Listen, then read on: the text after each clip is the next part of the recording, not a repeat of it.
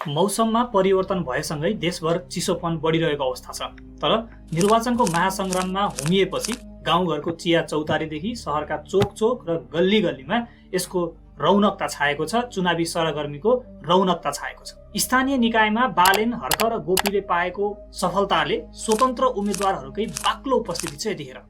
यसबीचमा डडेलधुरामा सागर ढकाल र शेरबहादुर देउवा बीचको महासंग्रामलाई निकै चासोका साथ हेरिएको छ।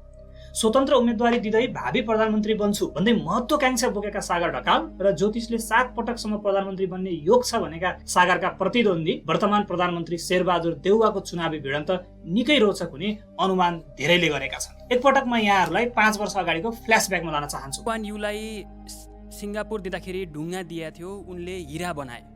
तर नेपाललाई तपाईको हातमा दिँदाखेरि हिरा दिएको थियो, तपाईले ढुङ्गा बनाएर छोड्नुभयो।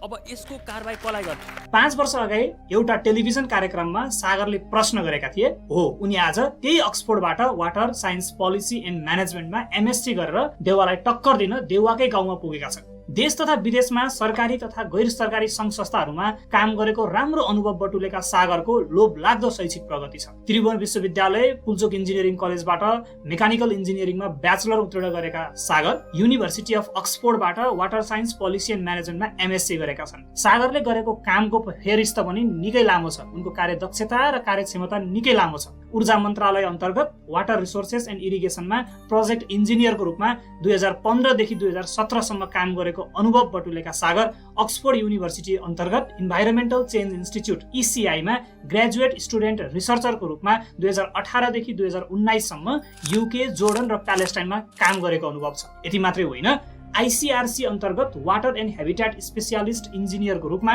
2020 देखि 2022 सम्म काम गरेको अनुभव बटुलेका सागर मेडिसिन साइन्स फ्रन्टायर्स अन्तर्गत वाटर एन्ड सेनिटेसन म्यानेजर सुडानमा र प्लानेटरी हेल्थ वाट्सन म्यानेजर किर्जिस्तानमा सन् 2022 मा काम गरेको निकै राम्रो अनुभव बटुलेका छन्। तसर्थ सागरले पाएको यो शैक्षिक उपलब्धि र उनको यो कार्यदक्षता र कार्यक्षमतालाई हेर्दा उनी योग्य उम्मेद्वार हुन् भन्ने कुरामा कुनै शंका छैन। यसै बीचमा उनका प्रतिद्वन्दी शेरबहादुर देउवाको पृष्ठभूमि केलाउनु पनि जरुरी छ। विक्रमसम्म 2028 सालमा नेपाल विद्यार्थी संघको प्रथम निर्वाचित सभापति हुँदै आज राष्ट्रिय राजनीतिको निर्णायक भूमिकामा रहेका देउवा पटक पटक गरी 5 पटक प्रधानमन्त्री बनिसकेका छन्।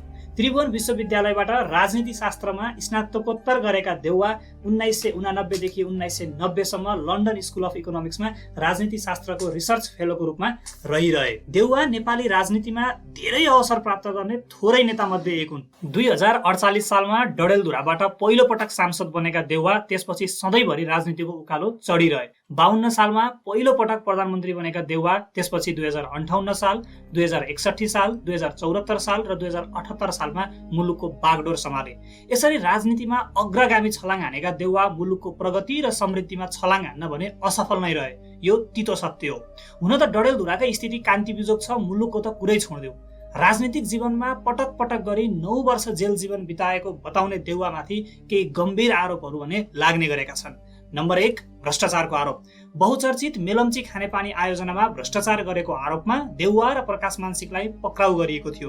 तर पछि सर्वोच्चले उक्त शाही आयोगलाई नै खारेज गरिदिएपछि देउवा रिहाई भएका थिए। नम्बर 2, पार्टी विभाजन। गिरिजा प्रसाद कोइरालासँग अन्तर्द्वन्द्वको कारण 2058 मा नेपाली कांग्रेस फुटाएर नेपाली कांग्रेस प्रजातान्त्रिक गठन गरी सभापति भए। नम्बर 3, प्रजातन्त्र दरबारलाई बुझाएको आरोप। उनका आलोचकहरूबाट देउवालाई प्रजातन्त्र दरबारलाई बुझाएको आरोप लागिरहेको छ। धेरैले उनलाई काबिल प्रधानमन्त्रीको रूपमा लिँदैनन् पनि। नम्बर 4, जम्बो मन्त्रीमण्डल। देउवा मन्त्रीमण्डल जम्बो बनाउने कीर्तिमानी प्रधानमन्त्री हुन्। 2046 सालपछि बहुदलीय व्यवस्था आएपछि ठूलो मन्त्रीमण्डल बनाउने कीर्तिमान पनि उनकै नाममा थियो। पछि 54 सदस्यको जम्बो मन्त्रीमण्डल बनाएर हाफ सेन्चुरी हानेका देउवा निकै आलोचित भए। नम्बर 5, महाकाली सन्धि। राष्ट्रहित विपरीत महाकाली सन्धिमा 2052 माघ 29 गतेका दिन प्रधानमन्त्री देउवाले नै हस्ताक्षर गरेका थिए।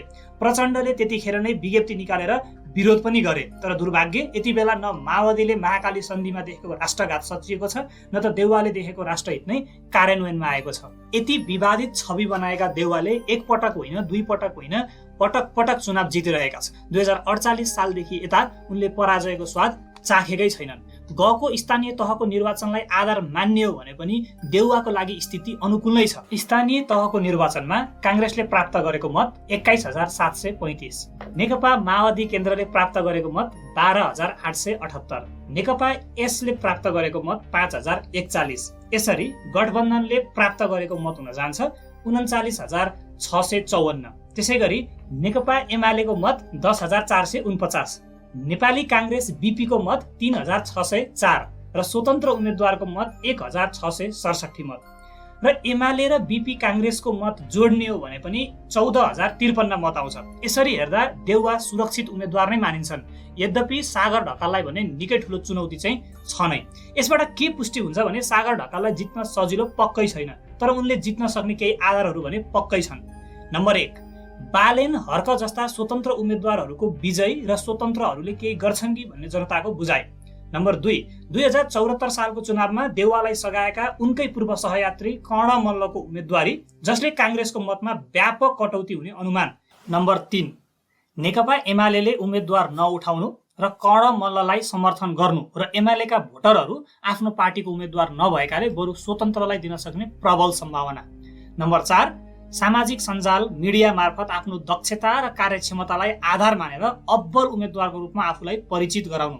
नम्बर 5, कहिले खुल्जा सिमसिम डडेलधुरा भनेको एउटा म्याजिक वर्ड जस्तै हो। खुल्जा सिमसिम जस्तै म डडेलधुराको हो भने बित्तिकै भित्र जान पर्छ। कहिले फ्री भिसामा मलेसिया साउदी उडाइदिने स्तरहीन भाषण। अब सबैलाई त हामी गर्न सक्दैनौँ। मलेसिया जानलाई कसैले मलाई अलिकति कोटा दिन्छु भनेको छ, फ्री भिजा फ्री टिकटको भन्दा यहाँबाट काठमाडौँ जानलाई पनि त्यो पर्दैन। सबैजनालाई हामी लग्न सक्दैनौँ किन आफ्नो एउटा मापदण्डहरू हुन्छ। र कहिले हेलिकप्टर चढेर आउन सक्ने उम्मेद्वारलाई मात्रै भोट दिनुपर्छ भन्ने फर्स्ट लेडी आर्जु राणाको बेतुकको भाषण। हामी हेलिकप्टरमा आयौँ। आजभन्दा 10-15 वर्ष अगाडि यहाँ कतिजना हेलिकप्टरमा उडेर आउन सक्ने क्षमता बनाउन सक्ने मान्छेलाई छान्नु। यी र यस्ता बेतुकको भाषणले जनताको स्वाभिमान र आत्मसम्मानमा गम्भीर ठेस पुगेको छ। तसर्थ यी आधारहरूलाई गतिलोसँग प्रभावकारी ढङ्गले उपयोग गर्न सके सागरको यो जाँगरले सार्थकता पाउने थियो। अब लागौँ सागर ढकालको असामान्य तर सामान्य प्रस्तावतिर। उनका प्रमुख नाराहरू विकाससँगै वातावरण, संस्कार र संस्कृति, युवाहरूको प्रत्यक्ष नेतृत्व, बुबाआमाको सल्लाह, हजुरबुवा र हजुरआमाहरूलाई ससम्मानपूर्ण आराम, 250 वर्षे राजतन्त्र पत्तासाफ बनाएर दलतन्त्र, अब 60-70 वर्षे दलतन्त्र पत्तासाफ बनाएर जनतन्त्र हो। यिनै नाराहरूलाई जोडबलका साथ चुनाव चिन्ह सुई लिएर चुनावी माहौलमा होमिएका सागर ढकाल अबको लडाई हजुरबुवा आमा र नाति नातिनाहरू बीचको भीषण लडाई हुनेछ भनेर उभिरहेका छन्। तर हामी जित्छौँ, जनता साह्रै नै आत्तिएका छन्। पार्टीको कार्यकर्ता नभइकन पनि ढुक्कले नेपाली भएर बाँच्न पाउने वातावरण बनाउनु पर्नेछ भन्नेमा सागर ढकाल अडिग छन्। उनका 5 प्रमुख राष्ट्रिय मुद्दा यस प्रकारका छन्। 165 प्रत्यक्ष निर्वाचित संसदमा अधिकांश उम्मेद्वार 40 मुनिका योग्य क्षमतावान युवा उठाउने, 250 वर्षको राजतन्त्र पत्तासाफ हुन सक्छ भने यी सामान्य 60-70 वर्षे देशलाई साह्रै दुःख दिने र जनताको आवाजलाई व्यवस्था गर्ने, स्वतन्त्रताका लागि लडेको तर विकासको मुद्दा आत्मसात गर्नै नसकेका राजनीतिक दलको औचित्य नै समाप्त भएर पत्तासाफ गर्न नसकिने भन्ने हुँदैन भन्ने कुरामा सागर विश्वस्त छन्। नम्बर 2, भौतिक र आध्यात्मिक विकासका मुद्दा घोषणा मात्र होइन, कार्यान्वयन पनि। नेपाललाई फोहोर व्यवस्थापनको एउटा नमुना देश बनाउने, ऊर्जा तथा हाइड्रो पावर प्रोजेक्टहरूलाई देशव्यापी रूपमा वातावरण अनुकूल हुने गरी द्रुत गतिमा विकास गर्ने र राष्ट्रिय नीतिहरू बनाउने, शिक्षाको नीति, देशव्यापी प्रोजेक्टहरूको सञ्चालन सम्बन्धी व्यवस्थापन मोडल, सनातन संस्कृतिको वैज्ञानिक अध्ययन, नेपालमा देशभरि नै व्याप्त कङ्क्रिटको संरचनाहरू मात्र बलिया र भरपर्दा हुन्छन् भन्ने क्यान्सर रूपी मानसिकताको लागि सङ्घीय संसदबाट नै नीतिगत उपचार गर्ने, चीन, भारत र बङ्गलादेशको बीचमा नेपालले लिने रणनीतिहरूका लागि संसदमा विभिन्न प्रस्तावहरू लिएर जाने, एउटा निकै बलियो समूह बनाएर अर्थात् 1500 मोडल साँच्चै नै गफ होइन काममा उतार्न सकिने अनेक योजनाहरू लिएर कार्यान्वयन गर्न सकिन्छ। यी र यावत एजेन्डा लिएर सागर ढकाल यतिखेर डडेलधुरावासीसँग हातमा सुई बोकेर मत माग्न हिँडिरहेका छन्। एकपटक सागर ढकालको अफिसियल वेबसाइटबाट लिएको यो तस्बिरमा हेरौँ। अमेरिकाका पूर्व राष्ट्रपति बाराक ओबामा र चीनका वर्तमान राष्ट्रपति सी जिनपिङ, उनीहरू दुबईमा उनीहरूको एक्सपर्टाइज हामीले तस्बिरबाटै देख्न सक्छौँ। उनीहरूको टिममा इनर्जी मिनिस्टर सेक्रेटरी हेऱ्यौँ भने नोबेल प्राइज विनर, स्ट्यानफोर्डबाट पिएचडी, हाइड्रो इलेक्ट्रिक इन्जिनियरमा ग्रेजुएट र हाइड्रो इलेक्ट्रिक इन्जिनियरमा पिएचडी जस्ता दक्षता र अनुभव बटुलेका उत्कृष्ट मानिसहरू मन्त्री भएका छन्। त्यसै गरी एकपटक नेपालको समस्याहरू what we are doing repeatedly for 60 years, प्रधानमन्त्री शेरबहादुर देउवा, पूर्व प्रधानमन्त्री केपी शर्मा ओली, पूर्व प्रधानमन्त्री पुष्पकमल दाहाल प्रचण्ड र उनीहरूको क्याबिनेटमा उही पुराना अनुहार with no qualification and experience in water resources, यो नेपालको सबैभन्दा ठूलो विडम्बना हो। अब यो प्रसङ्गमा निस्किन्छ के सागर ढकाल अब नेपालको प्रधानमन्त्री बन्न सक्छन् त? तसर्थ निर्वाचनको यो महासंग्राममा सागर ढकालको पोल्टामा पर्यो भने के उनी प्रधानमन्त्री बन्न सक्ने अवस्था रहन्छ?